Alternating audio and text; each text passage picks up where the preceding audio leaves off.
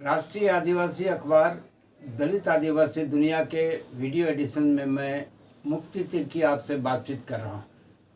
हम आदिवासियों के लिए आज बहुत गर्व और फख्र का दिन है कि हमारे इतिहास लिखी जा रही है, हमारी इतिहास लिखी जा रही है।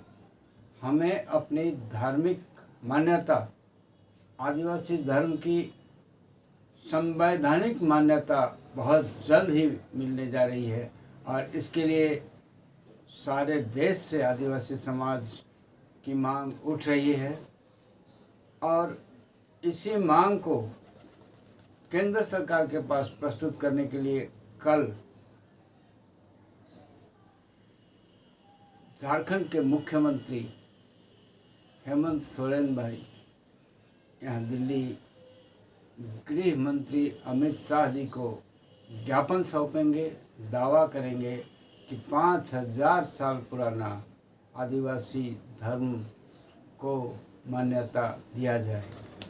खुशी की बात है और हर्ष का विषय है, गर्व का विषय है कि मुख्यमंत्री हेमंत सोरेन अकेले नहीं, 9 दलों के प्रतिनिधि मंडल के साथ आ रहे हैं, जिसे कि झारखंड विधानसभा ने करीब 1 साल पहले ही प्रस्ताव पारित कर दिया था कि आदिवासी सरना धर्म को संवैधानिक मान्यता प्रदान किया जाए। प्रतिनिधिमंडल में कांग्रेस के अध्यक्ष भी रहेंगे और अन्य दलों के नेतागण भी रहेंगे। ये मांग कुछ दिन पहले ही उठी है बड़े सम्मेलन से रायपुर छत्तीसगढ़ में भी। ये मांग उठ रही है उड़ीसा से, ये मांग उठी है पश्चिम बंगाल के विधानसभा ने भी प्रस्ताव पारित करके केंद्र सरकार को भेज रखा है। ये मांग तो हम आदिवासियों का जन्म सिद्ध अधिकार है और सच पूछा जाए संविधान की जब हम बात करते हैं तो संविधान हमें मौलिक अधिकार के रूप में धार्मिक स्वतंत्रता प्रदान करता है। हर नागरिक अपने अपने धर्म को धारण करने के लिए, धर्म का पालन करने के लिए स्वतंत्र है, ये हमारा मौलिक अधिकार है। तो आदिवासी धर्म को क्यों आज तक संवैधानिक मान्यता नहीं मिली, यह एक सवाल है। आज़ादी के बाद 75 साल के करीब होने जा रहे हैं। संविधान 1950 में लागू हुआ, तो क्यों आदिवासी धर्म को मान्यता नहीं मिली? इस विषय में पहले भी कई बार पूछा गया, हम लोग ने बातचीत किया नेताओं के साथ, मंत्रियों के साथ, केंद्र सरकार में भी सवाल उठा था और तो और वर्तमान कांग्रेसी नेता और पूर्व अध्यक्ष झारखंड प्रदेश कांग्रेस के माननीय रामेश्वर उरांव जी जब राष्ट्रीय अनुसूचित जनजाति आयोग के अध्यक्ष थे, तब मैंने खुद उनसे ये सवाल किया था कि साहब आदिवासी धर्म को संवैधानिक मान्यता क्यों नहीं मिलती और आयोग इसके विषय में क्या कार्रवाई कर रहा है। उस वक्त उन्होंने कहा था कि आदिवासी धर्म में एक रूपता नहीं है, पूरे देश के अलग अलग प्रदेश के रहने वाले आदिवासी अलग अलग भाषाएं बोलते हैं और अलग अलग धर्म मानते हैं। जैसे गोंड आदिवासी अलग हैं, कोल आदिवासी अलग हैं और झारखंड में ही संथाल, मुंडा, उरांव इस तरह के। तो मैंने उनसे नम्रतापूर्वक कहा था, ये तो अलग अलग समुदाय, अलग अलग खंड तो प्राय सभी धर्मों में है।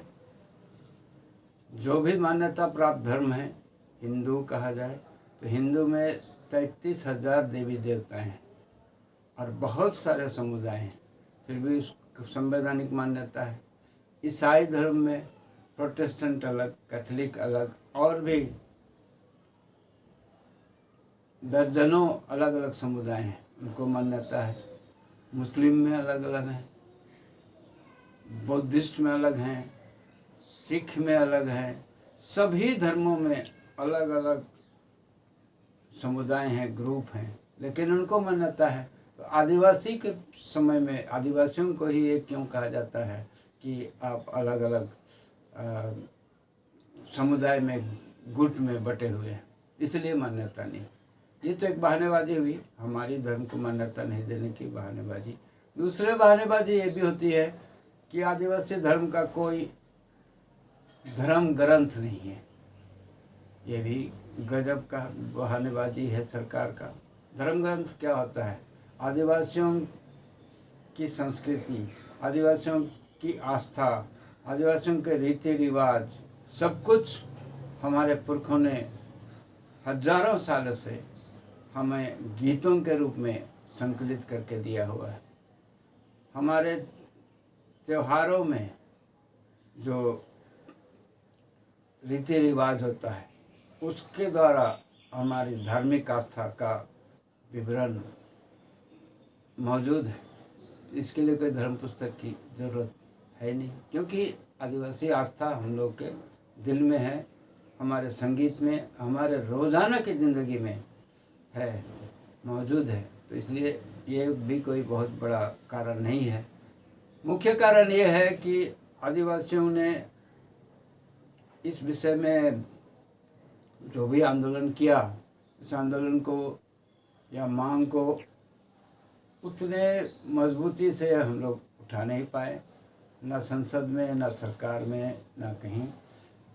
इस वजह से ये जो हमारी धार्मिक आस्था है, हमारा इतिहास है, हमारी संस्कृति है, इस पर एक तरह से कह दिया जाए कि इसको पर्दे में रख दिया गया, मौका नहीं दिया गया, मान्यता नहीं मिली। ये हमारे लिए बहुत ही दुखदायी है। इसलिए हम लोग आशा करते हैं और बहुत खुश हैं कि अब ये कमी